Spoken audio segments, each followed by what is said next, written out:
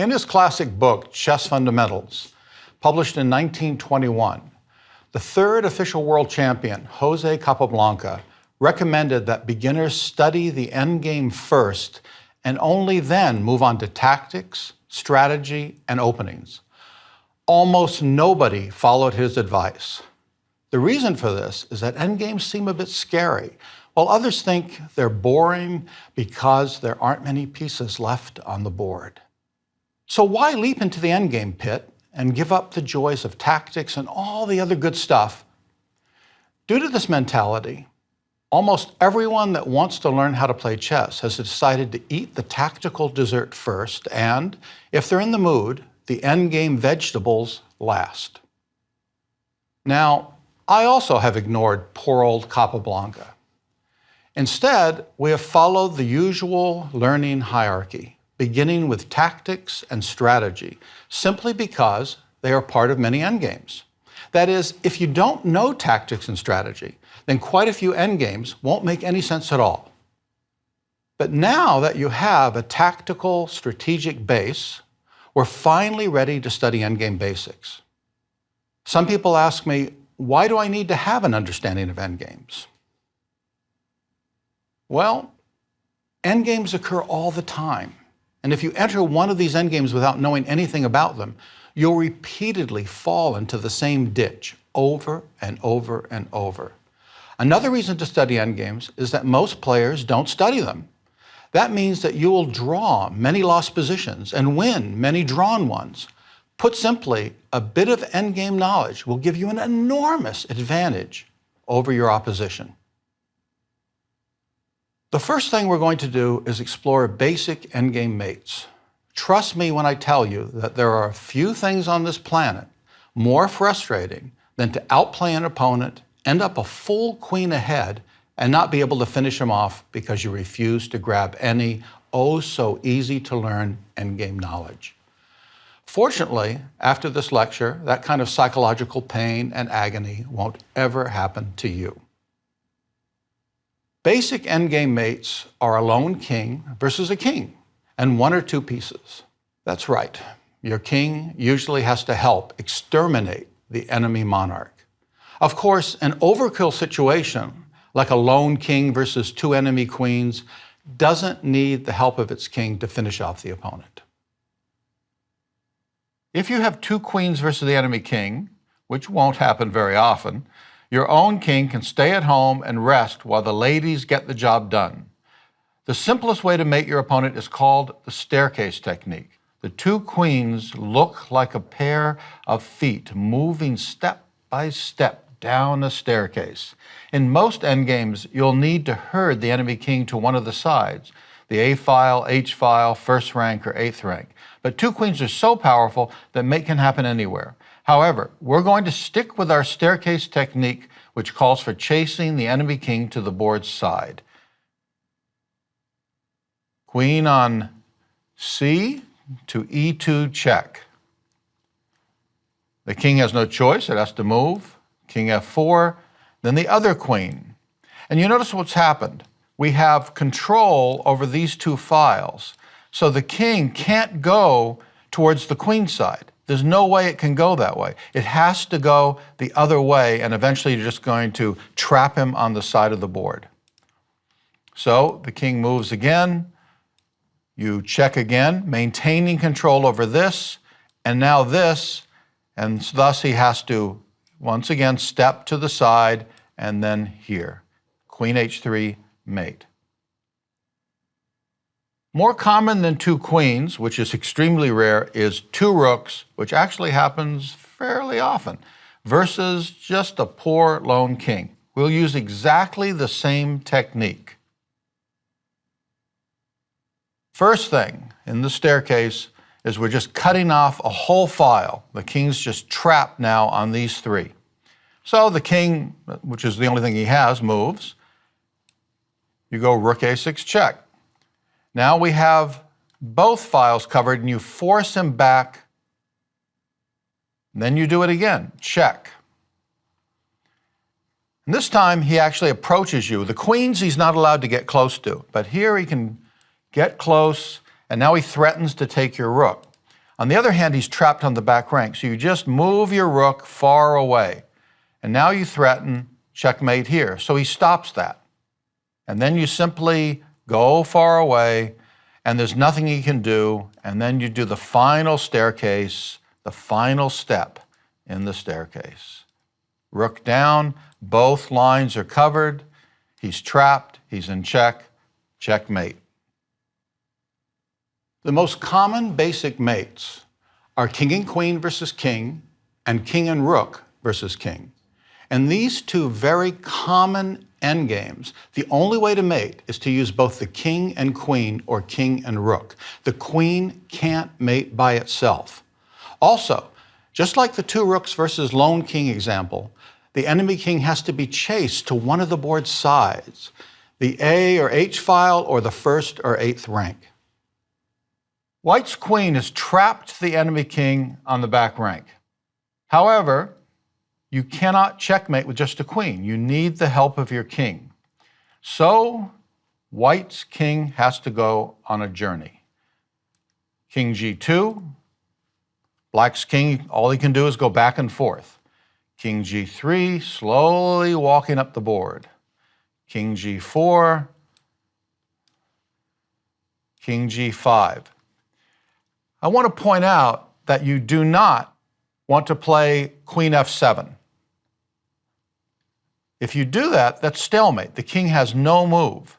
So you have to make sure the king has a legal move, then you're fine. So instead of stalemating them, you just get your king closer. King G5. Of course, Black's king can't do anything. Back and forth. King G6. Once again, you approach the enemy king. Black has no choice. And now you checkmate, Queen G7 mate. Of course, there are other mates too, Queen H7 mate, many ways to mate this. Anyway, Queen G7 mate, and it's over. We want to get that king on the back rank and trapped in that box. The easiest way to achieve this force the king to the side of the board goal is by making use of, as I mentioned, the box. You get him in that trap. This technique calls for the king and queen to work together, shrinking the enemy king's board space more and more until it's forced to the side of the board. At the moment, Black's king is trapped in its own box. For example, if you look at this, you can see that he's trapped in this big box. We want to shrink that box. White now continues to make the box smaller by taking away the E5 square. So, King E4.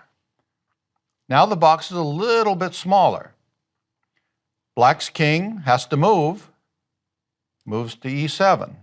Now we make the box smaller. And you look at this, you can see clearly the box has instantly shrunk. So Black moves his king, that's all he has. King F5. I want you to always make sure your king is close to the enemy king. Don't forget to use your king. Bring that king in. So King F5, Black's king, of course, is just twitching in the wind here. Queen C7 check. Now this square is covered, he can't move. You notice how the king, White's king, takes away the key squares, so he can't come forward. So he's forced to go back. And now you simply bring your king forward, and you can mate in a multitude of ways. Queen F7 is good enough. Though the king and rook versus lone king is a bit more complicated, the queen is, of course, more powerful, and that made the process really simple. The box still makes things easy. First, let's take a look at the mating position White needs to create. You have your king facing the enemy king. The enemy king is trapped on one of the sides of the board, and then you just check him with the rook, covering that final rank, and it's checkmate. Notice how the mate can only occur if the two kings are on the same file or rank, staring at each other, if you will. If it was Black to move, he'd do his best to avoid that stare down. So he runs for it. King E8. And now the problem is If you try to get in front of him, he's just going to squeegee away over and over again. And so what you need to do is just waste a move. You go way to the far side. So this way, if he goes to the left, he's actually set himself up in front of your king and you can checkmate him in one move here. So he keeps running. And then you just go after him. You just keep running, and now he's out of board. He can't go anywhere. There's no more board to run to. And now he has to sacrifice himself. He just walks right in front of the king and mate. So the whole point of this is you're actually forcing black to kill himself by stepping in front of the enemy king, which allows the mate. Good thing to do is play through that quite a bit, and you'll get used to it, and it'll never be a problem for you. You might have noticed that the hunted king usually gets mated by stepping in front of the stronger side's king. Keep that very important point in your mind. We've seen the mate, but how do we herd the king to one of the sides? At the moment, black's king can freely move around. Thus, the first thing white has to do is cage it. Rook h4, immediately covering that whole rank. Now he's trapped in a box, albeit a somewhat large box. So he attacks your rook, and you just move far away from him. He moves his king. King h2. You have to get your king in the game. Once again, it's not going to work without the help of your king. And you just start using your king to kind of face off. You're pushing him by covering these squares with your king. So he keeps running. You keep going towards him. He threatens your rook. Make a point of not hanging your rook. So you move your rook to safety. Your king now protects your rook. King c3. And you just waste a move.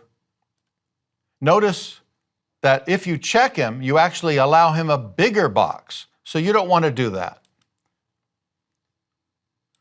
We're back to the reality. So king e4. And the guy's king has to move somewhere. He moves to c2. And now we make the box smaller. Now here's the box. This poor guy is trapped in there. After rook d3, he's just floundering. He doesn't have any pieces. He doesn't know what to do. And you just bring your king closer to him. He moves.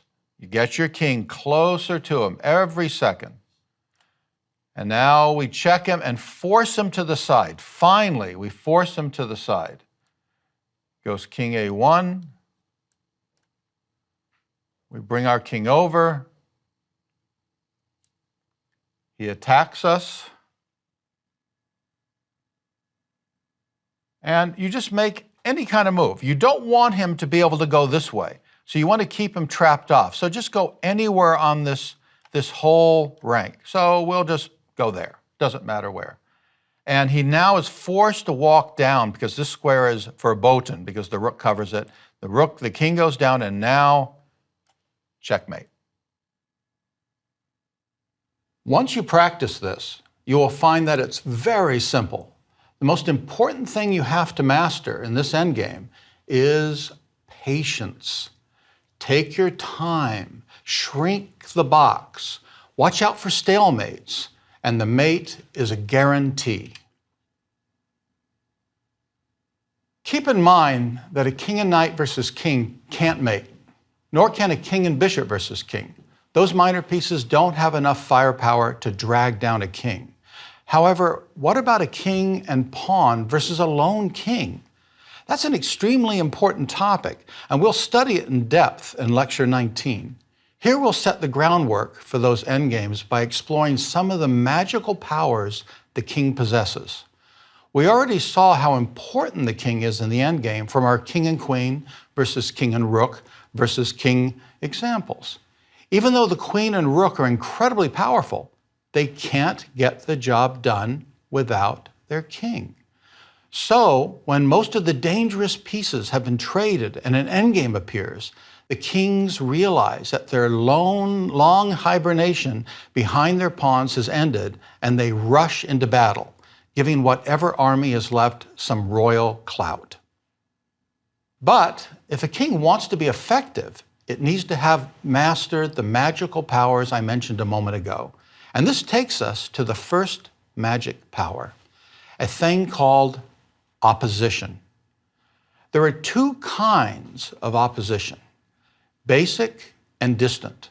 The purpose of both is to make your king stronger than the opponent's king. In a way, it sounds strange to think that one king can be stronger than the other, but the same holds true of every piece. If a piece, and that includes the king, is better placed than its counterpart, then it's superior to its different colored twin. It might be hard to believe, but the rest of this lecture will feature nothing but king versus king, with no other pieces or pawns on the board. This bare bones position will not only show you what basic opposition is, but it will also surprise you in just how easy to understand this powerful tool can be. The opposition is all about making the enemy king move to a square that it doesn't want to move to, which in turn allows your king to advance and gain the ground that it craves. In an actual game, this translates to the king with opposition being able to control an important square or being able to enter the enemy position and eat up his pawns. In our board position, both kings want to move forward, but at the moment the kings are blocking, or if you wish, opposing each other. Hence the term opposition. Since both kings want the other to move out of the way, we can say that if the kings are only one square apart and are directly facing each other on a diagonal or file or rank, whoever moves does not have the opposition.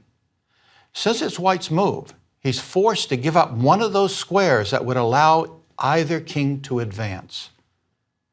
King e3, king g4, or king g3, king e4. In both cases, black's king got his way. Of course, moving forward or backwards has no meaning in this position since king versus king is a dead draw, and sometimes having the opposition doesn't offer any advantages. But in many positions, owning it is a life and death matter. This is almost the same as our previous example, except white's king is now standing on e3 instead of f3. That tiny difference changes everything, since white, who has the move, can now take the opposition. Let me challenge you with a little quiz. White's king has 6 legal moves to choose from. Your mission, if you care to accept it, is to figure out which of those 6 moves obtain the opposition and which moves lose it. Remember our rule. If the kings are only one square apart and are directly facing each other on a diagonal or file or rank, whoever moves does not have the opposition. The 6 possible moves for white are king to d2, king to e2, king to d4, king to d3, and king to f2, and finally, king to f3. Okay, king to d2 gives the opposition to black after king f4, since the kings, which are only one square away from each other, are facing off on the diagonal with white to move. So we don't want that. King to e2 gives the opposition to black after king e4, since the kings, which are only one square away from each other, are facing off on the e file with white to move. We don't want that. King to f2 gives the opposition to black after king f4, since the kings, which are only one square away from each other, are facing off on the f file with white to move. King to d4 looks more manly, but it gives the opposition to black after king f4, since the kings, which are only one square away from each other, are facing off on the 4th rank with white to move. King d3 gives the opposition to white, since the kings, which are only one square away from each other, are facing off on the diagonal with black to move. And king f3 gives the opposition to white, since the kings, which are only one square away from each other, are facing off on the f file, once again with black to move. It's clear that you have to know what you're doing, since of white's 6 legal moves, 4 of them hand the opposition to black. Basic opposition is a piece of cake, but what about distant opposition? This is pretty much the same as basic opposition, which means direct king connections along diagonals, files, or ranks. The one difference is that the kings stand more than one square away from each other. Since the basic opposition rule called for one square between the kings with the other guy to move, we can expand the rule for distant opposition by saying, if the kings have an odd number of squares between them and are directly facing each other on a diagonal or file or rank, the person who has to move does not have the opposition. Conversely, if the kings have an even number of squares between them and are directly facing each other on a diagonal, file, or rank, the person who has to move also has the opposition. Keep in mind that one square is an odd number of squares. So if you have the 5 squares between the kings with the opponent to move, you have the distant opposition. We can prove this by marching the kings towards each other.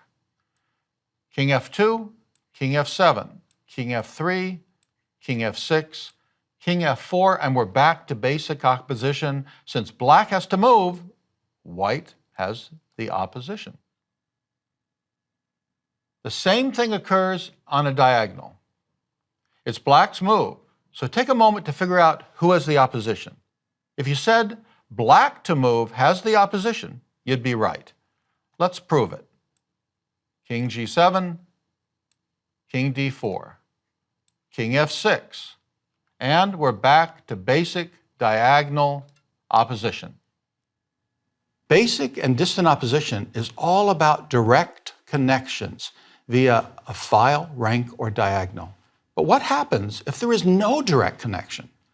Is there a way to tell who does or doesn't have opposition? Yes, there is. In fact, in many ways, it's even easier than distant opposition. To be honest, most club players would have no idea who has the opposition in this position. And if someone doesn't know the trick to solving it, they might think that some kind of complicated equations are necessary to figure it out. But I'm going to surprise you. In a few minutes, you'll be able to solve this kind of position in the blink of an eye. No math, no counting. As long as you can tell the difference between a light square and a dark square, it will be simplicity itself. Here's the rule that makes this position and other positions like it so easy to solve. You want to create a square or a rectangle with all the corners being the same color, and you want the other player to have the move. If you manage both of those things, you'll have the opposition. The only move that accomplishes this is king to b4. This creates a rectangle from b4 to b8, b8 to h8, h8 to h4, and back to the other king. Note that all the corners, b4, b8, h8, h4, are dark squares. Instead of king b4, let's say white plays king a3, because he wants to follow the rule and place his king on the same colored square as the enemy king. Does white have the opposition now? The answer is no. In fact, you just gave the opposition to black. The problem is you ignored the all 4 corners part of the rule. Here's how we create the square or rectangle. It's clear that the corners are not all the same colors. We have black, white, black, white. So after king a3, black replies king g7, and suddenly he's the one that has created that line with all the corners the same color. Let's give it a go and prove that black now has the opposition. King a2, king g6. Notice once again that all the corners are the same color. White tries to get away from that. And black maintains that eternal square with all the corners the same color.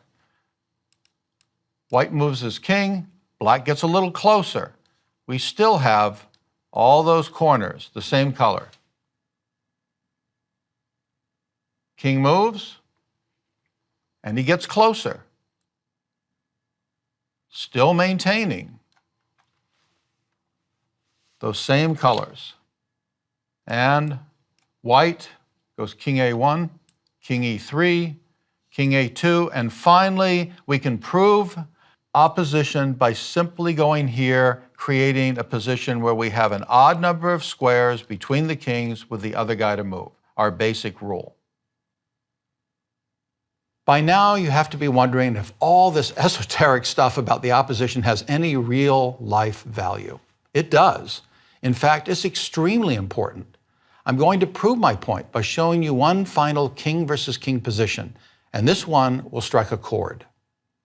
We are going to send the black king on a quest that will take it from one side of the board to the other. It's black to move, and my proposition is to find a way for black's king to reach either F1, G1, or H1 by force. Think about what I just proposed. I'm saying that black's king is so much stronger than white's that it can bully its way to one of those faraway squares, and there's nothing white can do about it. The first thing that almost everyone does is to take the direct path along this diagonal. It looks logical. So let's give it a try. King to B7, king to B1. This move takes the opposition.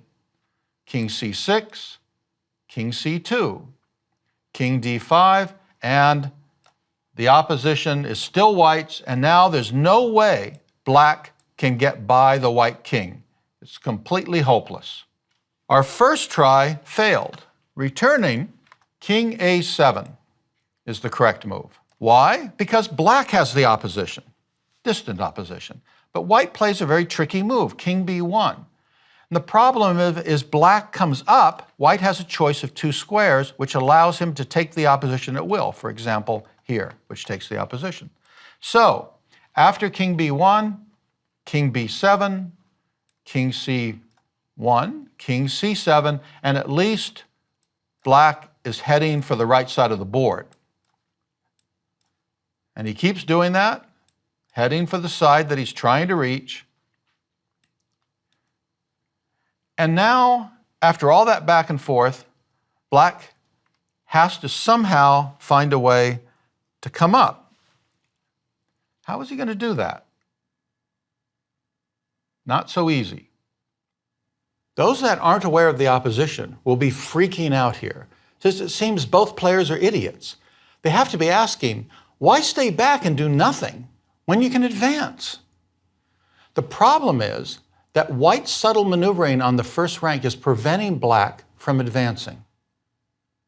It's clear then black can grab the opposition and maintain it as he makes a journey to the other side of the board, but he isn't able to move forward. So let's try something else. We'll start with our initial moves, King A7, King B1, King B7, King C1, King C7, King D1. And now black decides to give up the opposition so he could advance straight ahead.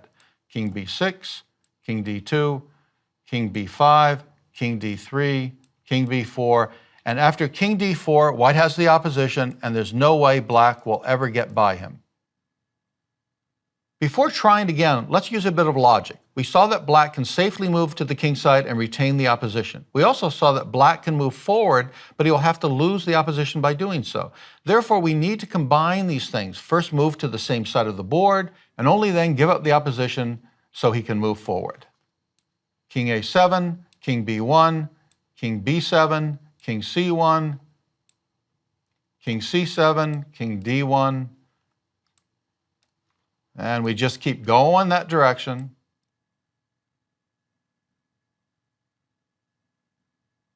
One more, and King F6. King G2, King G6, King F2, King H5, King G3, and now he takes the opposition. He keeps forcing the guy back. Another opposition, and there we are. We win the square. Mastering this chess problem not only irons out all your opposition confusion, it also shows in very clear terms just how powerful the opposition can be. It teaches us one more very important thing. The opposition is a means to an end. Once you get what you want, you can give it up. So if giving the opposition up helps you achieve your goal, by all means, jettison it. In short, master basic and distant opposition, but don't fall in love with it. Okay, this last one has blown the minds of many a chess player. You certainly don't have to spend time on it, but if you do master it, your understanding of opposition will be made of iron. And as a bonus, when you show it to your friends and challenge them to solve it, they will fail and fawn over your brilliance. This ends our basic endgame mates and our kings-only ruminations. Our next lecture puts some meat on the table, since we'll show you how the opposition influences the results in endgames that feature kings with pawns, real positions that will occur in your own games.